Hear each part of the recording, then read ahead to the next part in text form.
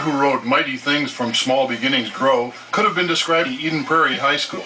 Its beginnings were small, with the first graduating class of 7. We go back to the very, very beginning. So in 1924, my grandfather, Ingolf Oliver Friswald, was the first superintendent of Eden Prairie Consolidated. So he consolidated the 4 one-room schoolhouses, graduating class of 9. So unbeknownst to me, coming along, being a student, graduating from Eden Prairie High School with my husband, and later on having 2 children, one now a graduate of Eden Prairie High School. So we have the earliest roots all the way to present. In contrast, the 75th graduating class in 2004 numbered well over 800 graduates. Eden Prairie High School almost never happened. Prior to the 1920s, Eden Prairie students had to leave the community to attend high school. Most went to neighboring Hopkins. As district residents planned the new consolidated school, some suggested that it just include grades 1 through 8, with high school students continuing to go elsewhere. Ultimately, the community decided to open the school in 1924 with grades 1 through 10. Marie Berger Wittenberg, class of 1953, describes the consolidated building. Here it was a beautiful building. It was a state-of-the-art building at that time. There was a lot of discussion where it should be and if it should be, but it seems that the folks in Eden Prairie always thought their children should have a good education. High school had 3 teachers and shared part-time music and agricultural teachers with Hopkins. Juniors and seniors still rode a bus to Hopkins to finish their studies. Each year, the school added new classes until it finally offered a full 4-year program. From the 1930s through the 1950s, the Eden Prairie schools remained a small, rural district with small graduating class, mostly under 20 students. The class of 1945 had only 7 members, while the classes of 1942 and 46 each had 21. Much, much smaller, yeah, it was much smaller. Everybody knew everybody else. Although the building had a small kitchen located under the east stairway, it lacked a lunchroom. Linda Brecky-Mona, class of 1963, describes how students ate their lunches on the gym bleachers. And so we smelled bread baking, we smelled cinnamon rolls being made while we were in class, and came down and went through a line and got our food from tables.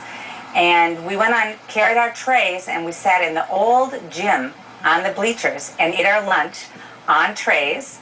With the occasional mouse who visited us during our lunchtime, and the older kids got to sit on tables and chairs. Well, at lunch hour, we used to go down to, I think it was number 5 room. There was a piano in there, and we would all go and dance.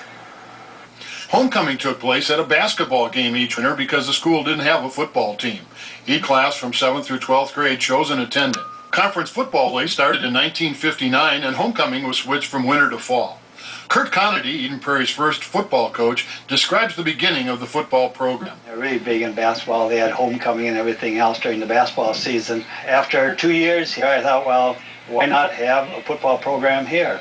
Even though our classes were very small, just decided to do that and went to the school board and asked them, and they said, okay, all we needed for expense was the cost of uniforms, and that was that. And they said, okay, go ahead and do that.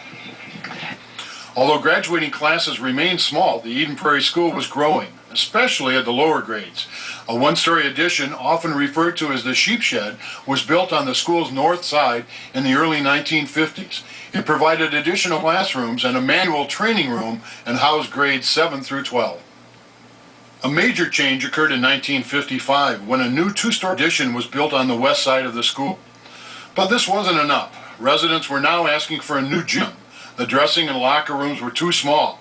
The fire marshal called the place a fire trap. Some people wanted another addition, while others suggested a separate high school should be built.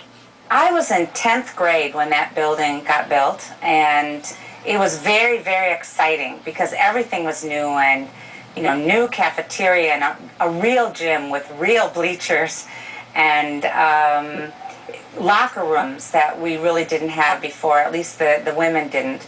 And I think one of the things I remember is that we wanted, the women, the girls, wanted to be able to use the gym. And we were told, no, the gym was for the boys. So we had quite a fight to be able to have some equal rights in the gymnasium. The new junior-senior high opened in 1959. With 2 additions, the building remained a junior-senior high until 1972. That year, the district introduced the new concept of a middle school. This school, for grades 6 through 8, was housed in the original facility. By the late 1970s, enrollments were swelling as the community was growing at 7% a year. When we graduated in 1978, we had the largest class to ever graduate from Eden Prairie at that time, which was like a whopping 218 students or something like that. And I can remember the sort of the beginning of the feelings of Eden Prairie moving from a rural community to a little bit more of a suburb, because really big things were happening, like the strip mall right down here on 4 and 5 being built, the McDonald's on Mitchell Road, that now we didn't have to drive all the way to Highway 7 in Minnetonka to go to a McDonald's. We had our own McDonald's, so after a football game you could go and hang out the McDonald's on Mitchell Road. These were sort of big watershed moments at that particular time. Plans were drawn for a new high school overlooking Round Lake. In the fall of 1976, voters rejected the first bond issue for the high school. The district considered split shifts, year-round scheduling, or leasing a building in a neighboring district. All of these ideas were rejected. Plans were drawn for a smaller, less expensive facility. Voters narrowly approved this idea, passing it by 117 votes in 1977.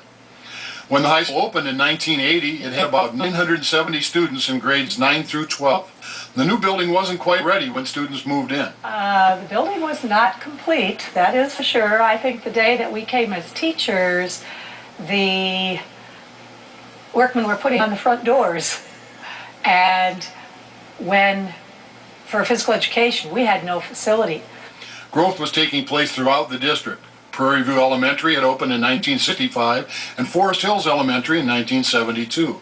A huge growth spurt occurred in the late 1980s and early 1990s. Eden Lake Elementary opened in 1987, Cedar Ridge Elementary in 1989, and Oak Point Intermediate in 1990. As Eden Prairie High School continued to grow, significant additions were completed in 1990, 1994, and 1997.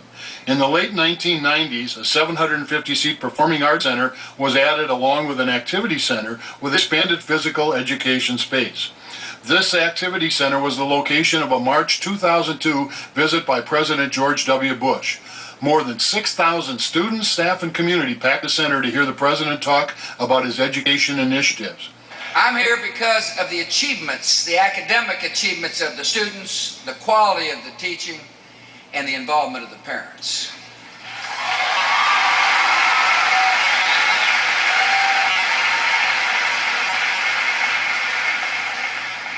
I'm here because this is one of America's finest public schools. 75 years ago, Eden Prairie was a small community with a small high school. We were all friends. We knew everybody. There were over 200 students when I went to school. So we knew everybody really well, and some of the friends I made in school are still my best friends today. Today the school is very different, as teacher Nancy Puda says. I think there for a while, you knew everybody in the school.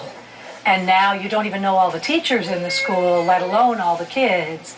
And having them once for a quarter over a period of 4 years, as opposed to when I first started here at 75, I was the 9th grade FIA teacher, the 10th grade FIA teacher, the 10th grade health teacher, and then taught some kids in electives. And then you saw the same kids in sports and at activities. So you knew kids a lot better then. The community has certainly transitioned from a rural community to a small town to a thriving suburb. And I think that it'll be interesting over the course of the next few years, the continuation of something that I see happening in Eden Prairie that's not a whole lot different from places around us, like Edina's and Minnetonka's, Wayzata's, where the community continually rejuvenates and reproduces itself. The fact that we've got graduates that come back and teach in the schools, the fact that we've got graduates come back to live in the community and have their children go through the schools like they did. There is a sense of that in the communities around us, and I know that those communities, some of them that I named, have maybe even a longer history than Eden Prairie as a bigger school system. 75 years, a large portion of that was spent as a rural community. But in that future time, I think that there's going to be some sense of Eden Prairie maintaining itself and reinvigorating itself by having those people that went through the school system coming back and maintaining, the quality that's there now. The school and community are continuing to change. By its 75th anniversary, Eden Prairie High School had become the largest high school in Minnesota. With an enrollment over 3,300 students, the school was bigger than many towns. It had become a mighty thing.